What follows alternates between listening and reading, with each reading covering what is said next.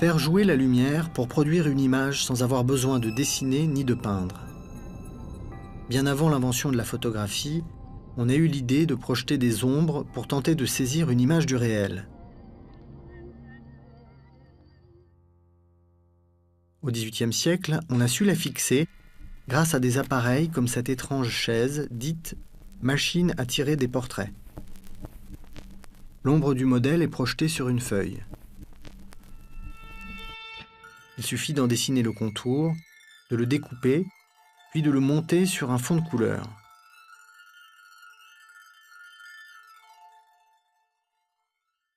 Nobles et bourgeois se faisaient ainsi tracer leur silhouette, comme on le disait à l'époque, un moyen rapide d'avoir son portrait à bon compte.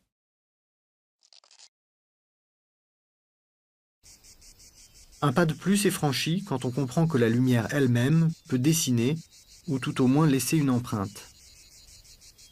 Dès le Moyen Âge, on a eu l'idée d'estampiller des fruits grâce au seul effet des rayons du soleil. Il suffisait alors d'appliquer un cache sur le fruit, qui en mûrissant se pigmentait tout autour de la zone protégée par le masque. Cette propriété à se transformer naturellement sous l'action de la lumière, c'est ce qu'on appelle la photosensibilité.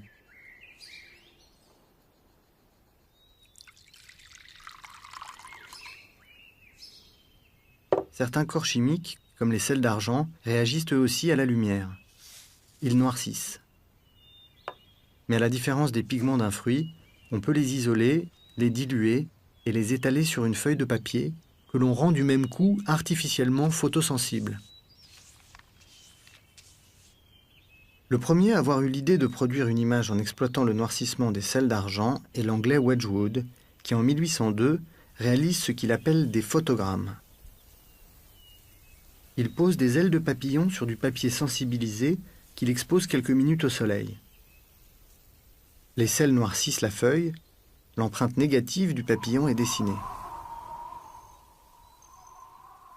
Cette image obtenue par contact est une image aussi éphémère que les papillons eux-mêmes, car Wedgwood ne sait comment arrêter le processus pour fixer son image, la feuille tout entière continue à noircir. Il ne reste aujourd'hui aucune trace de ces tout premiers photogrammes. Quelques années plus tard, l'anglais Fox Talbot réalise lui aussi des empreintes selon le même procédé. Branche de fenouil, fin des années 1830. Mais à la différence de Wedgwood, Talbot trouve le moyen de fixer le négatif obtenu. Il utilise pour cela du simple sel de cuisine et permet à ses dessins photogéniques, comme il les appelle, de traverser les siècles.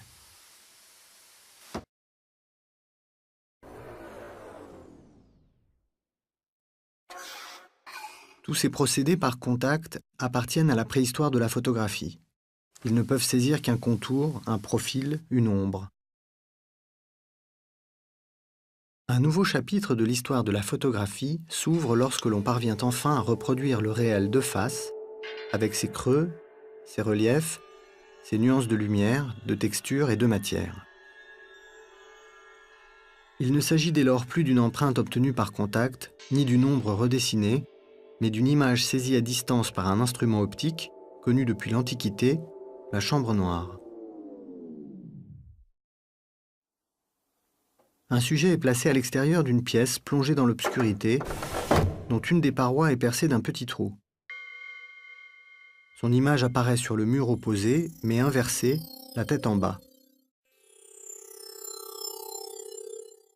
Ce dispositif optique est utilisé à la Renaissance par les peintres qui pouvaient ainsi reproduire à la main des relevés fidèles de paysages ou d'architecture.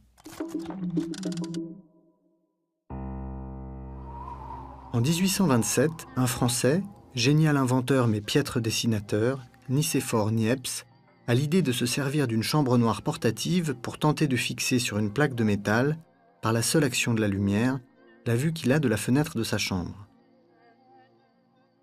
« Je suis à l'aube d'un monde nouveau », écrit-il alors. Rien ne montre mieux le pas franchi que cette première image, aujourd'hui brouillée, mais qui, pour la toute première fois, est peinte, comme le dit Niepce, spontanément par la nature.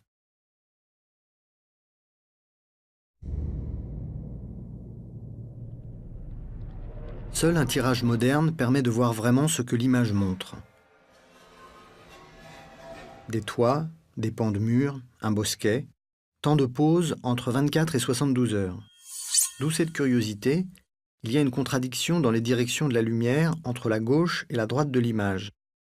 La position du soleil éclairant la partie gauche exigerait qu'à droite de l'image, les ombres soient inversées. Et vice-versa.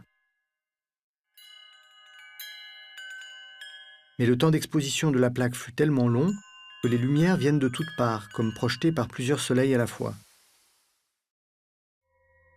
Cette première représentation du réel est donc totalement irréelle.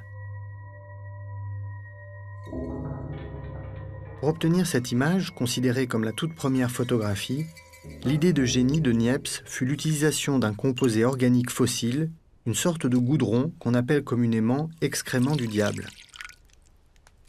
Dissous dans de l'essence de lavande, ce bitume a la particularité de durcir au soleil. Niepce enduit sa plaque de cet épais vernis. Les parties qui vont recevoir de la lumière dans la chambre noire vont solidifier le bitume. Celles non exposées, donc non durcies, seront lavées.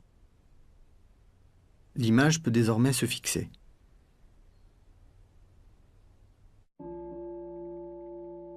De Niepce, on ne connaît qu'une autre image et encore sous forme de reproduction, car l'original a disparu. Cette table servie a été réalisée dehors, en plein soleil, avec un autre procédé qui permet de ramener le temps de pause à quelques heures, mais qui produit des images si fragiles qu'aucune ne nous est parvenue. Niepce meurt brutalement en 1833, sans que ses travaux pour la formation d'une image photographique soient officiellement reconnus.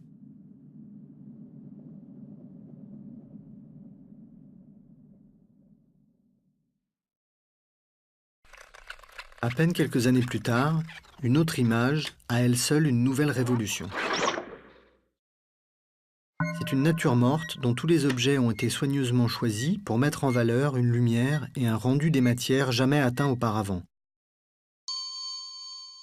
Ce cabinet de curiosité est une des premières images réalisées par Daguerre, qui, peu de temps après la mort de Niepce, dont il était l'associé, découvre par hasard, dit-il, un nouveau procédé bien plus performant, qu'il a modestement appelé daguerréotype. Les images obtenues ont une précision et une netteté inconnues jusqu'alors.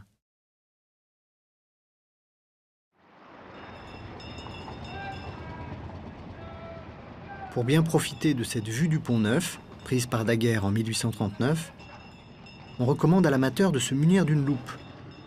On dit à l'époque que l'appareil parvient à saisir des détails qui, dans la réalité, échappent à l'œil humain.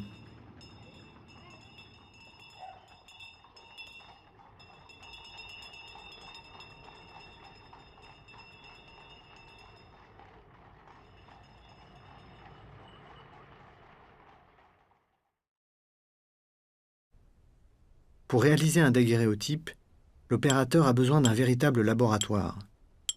Il lui faut du nitrate, du mercure, du sel, de l'iode, du chlorure, le matériel nécessaire à la prise de vue et un doigté de chimiste. Les images sont saisies sur des plaques de cuivre recouvertes d'une couche d'argent, puis sensibilisées aux vapeurs d'iode. Une fois exposée dans la chambre noire, la plaque est développée aux vapeurs de mercure. L'image obtenue est positive si on la regarde de face. Mais pour peu que l'on change son orientation, l'image devient négative. Le temps d'exposition, qui chez Niepce était d'une journée en plein soleil, n'est plus que de quelques heures. Daguerre réalise, depuis la chambre de son appartement parisien, ces deux vues du boulevard du Temple. La première le matin, la deuxième à midi, une heure où le boulevard connaît une circulation intense.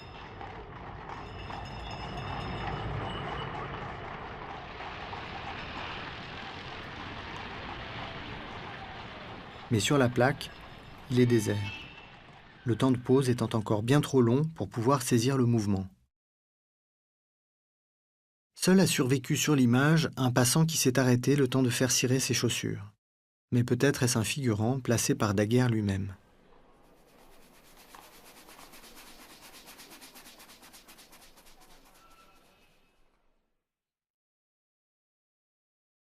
La précision du daguerréotype n'est pas juste une prouesse technique. En produisant pour la première fois une image parfaitement nette, la photographie va franchir un nouveau pas.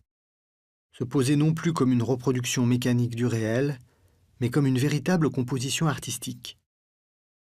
Ici, ce n'est plus la fenêtre de Daguerre qui fait le cadre, mais le regard de l'opérateur. Même si la rigueur impressionnante de cette image appartient sans doute tout autant aux étagères qu'à Daguerre lui-même.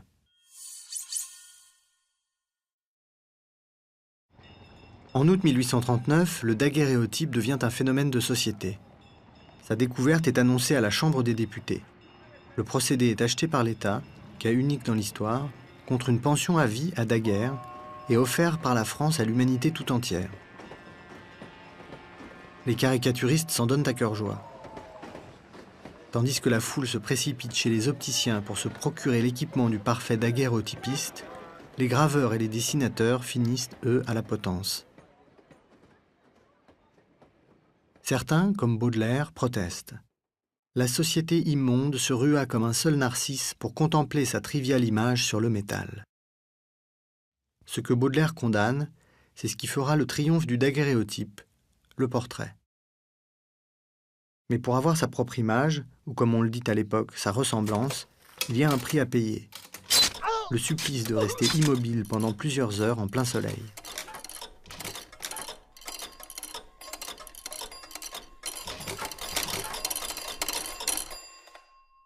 Sur ce portrait, l'un des plus anciens qui nous soit parvenu, on peut analyser la séance de torture.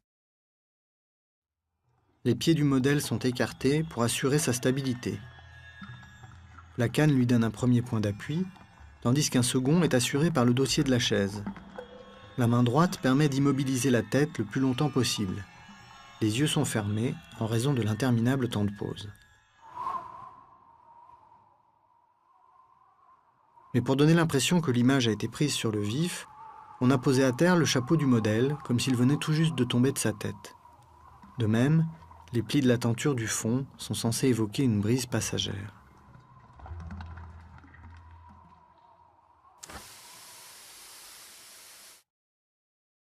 À peine quelques mois plus tard, grâce au raccourcissement du temps d'exposition, on est alors à moins d'1 heure, le modèle peut garder les yeux à moitié ouverts et posés de 3/4.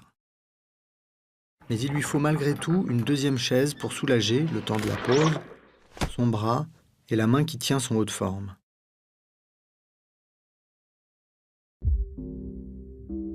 Les enfants sont des sujets encore rares dans la production de l'époque. Ils représentent un défi technique en termes de temps de pause.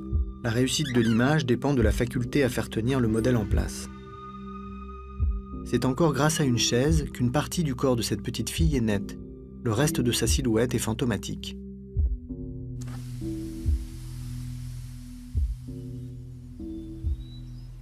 À cause de la faible sensibilité du daguerréotype, tous ces portraits doivent être pris dehors, en plein soleil. Il faut donc parfois s'arranger avec la réalité. Ici, l'extérieur a été déguisé en intérieur bourgeois grâce à un habile arrangement d'accessoires. Seule la présence du volet à droite de l'image trahit la supercherie.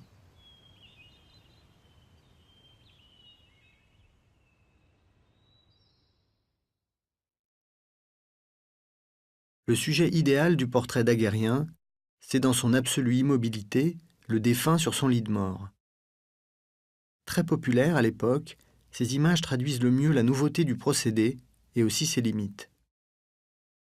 Une nouvelle mémoire apparaît, la mémoire photographique qui vient doubler la mémoire fragile des vivants.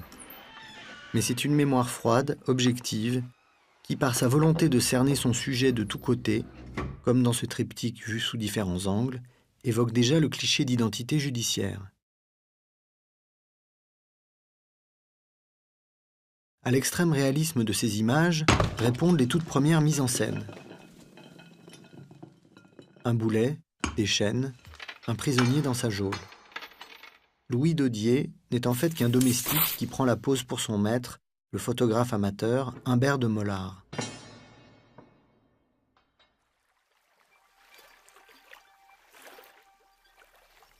Narcisse, variation d'un thème traditionnel en peinture, le reflet d'un corps nu.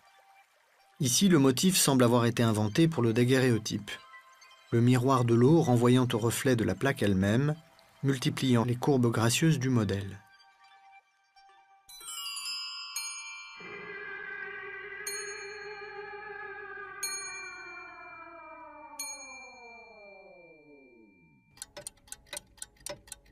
La question du temps d'exposition reste la principale préoccupation des opérateurs. Et les progrès sont spectaculaires. Dès 1841, de nouvelles substances accélératrices permettent de descendre à moins de 10 secondes. En 1842, Choiselat et Rattel, deux des daguerréotypistes les plus inventifs, prennent cette vue de la place de la Concorde en moins de 2 secondes, ce qui est suffisant pour le pas lent des promeneurs et des badauds du premier plan, mais pas assez pour le flux humain qui traverse le pont. Une revue militaire menée à grands pas, semble-t-il.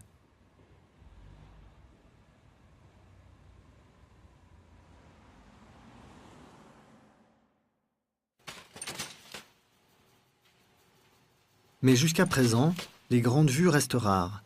Le plus grand format existant alors est de 16,5 cm sur 21. Les paysages s'y sentent à l'étroit. Pour contourner cette difficulté, Choiselat et Rattel ont l'idée de photographier la rade de Toulon avec 5 plaques différentes, toutes soigneusement cadrées, puis de les rassembler en les ajustant parfaitement, créant grâce à ce bricolage l'ancêtre du format panoramique.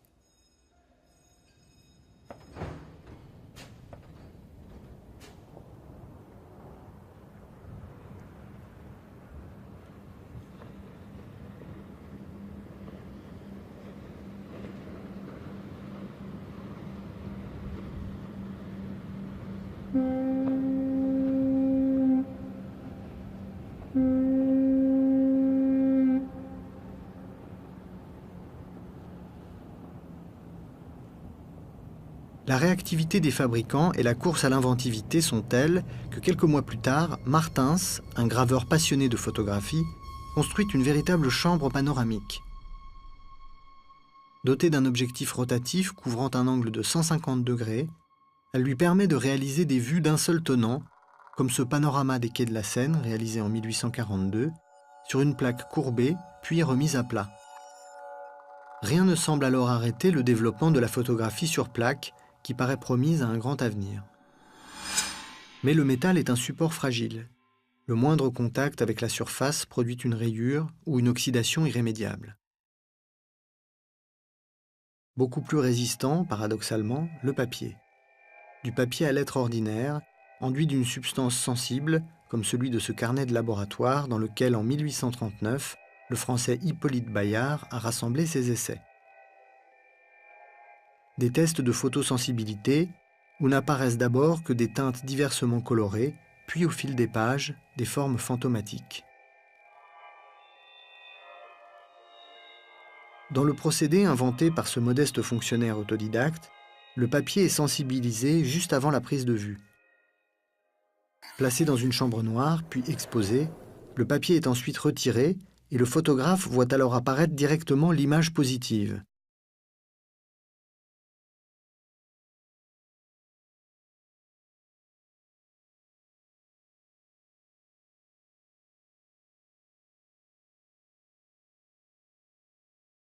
Bayard a conscience que son procédé est révolutionnaire. Il a réalisé pas moins de 30 déclinaisons de cette statuette, Les enfants qui s'aiment, photographiées toujours sous le même angle. Pour montrer que, contrairement au daguerréotype, son procédé de positif direct n'est pas un simple moyen de reproduction mécanique du réel, mais un moyen d'expression, dont le résultat final dépend, comme pour le dessin ou la peinture, des choix d'un artiste.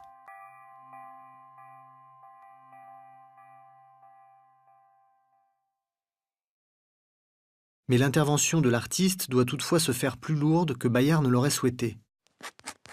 Son procédé n'a pas la netteté ni la précision du daguerréotype.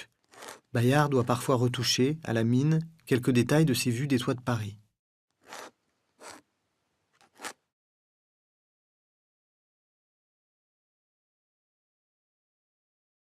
Parallèlement à ces positifs directs, Bayard, comme d'autres, joue avec des images obtenues par contact d'un objet posé directement sur du papier sensibilisé, produisant ainsi une image négative.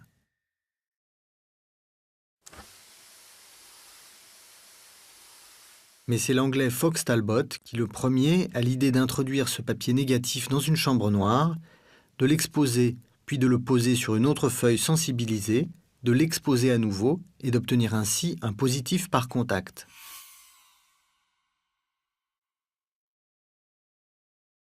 Une fois perfectionnée, cette invention est présentée par Talbot sous le nom de calotype, la belle image. On peut désormais, à partir d'un négatif unique, tirer plusieurs positifs. L'image photographique est devenue reproductible, comme l'imprimé ou la gravure, mais aussi modifiable à volonté. C'est sur ce principe de dissociation négatif-positif que la photographie va se fonder pour les 150 ans à venir.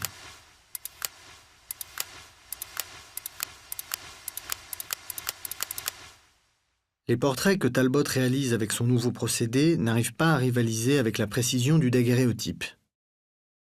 Ses détracteurs parlent de traces blanchâtres, de vieilles estampes sur lesquelles on a passé le coude. Mais ces défauts sont une chance. Libérée du portrait, la photographie, avec Talbot, se met à regarder le monde. Il réalise alors une série d'arbres, comme ce chêne en hiver, ou ce vieux cèdre rouge, ou encore ces arbres en reflet au bord de l'étang. Image dans laquelle le reflet fait ici pour Talbot jeu égal avec le réel.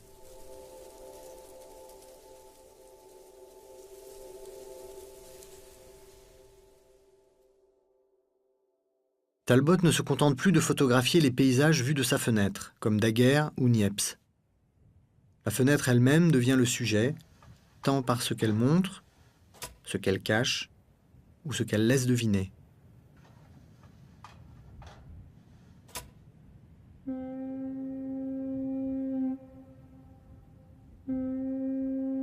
Le jeu du cadre dans le cadre, la superposition des plans et des trames, l'opposition entre la netteté des rideaux et le flou du bateau crée une image étonnante, d'une complexité que seul le procédé photographique permet d'obtenir.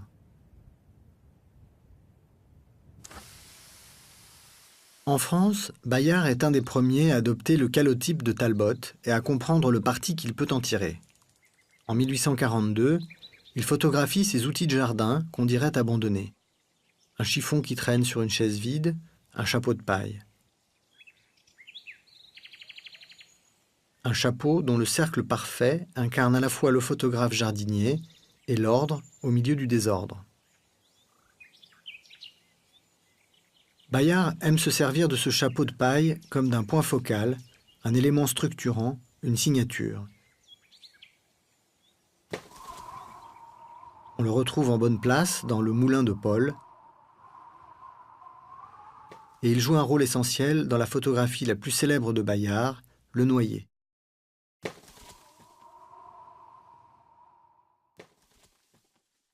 Bayard s'y représente en noyer, suicidé de désespoir parce que le procédé de Daguerre est reconnu comme meilleur que le sien.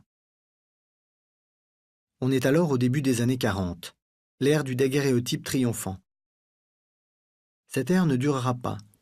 Dès 1850, les procédés dérivés du calotype vont s'imposer en France et le reléguer dans les marges. Il survivra là où sa précision reste l'élément décisif, dans les très populaires images érotiques, où seul compte le visible, ou, à l'opposé, dans la totale abstraction de l'imagerie scientifique. Avec ce spectre solaire, réalisé en 1844, la photographie franchit un nouveau pas, plus inattendu. Si elle a su transformer notre regard, elle permet aussi de représenter une réalité invisible à l'œil nu, que seule une invention qui a bouleversé notre rapport au réel a pu révéler.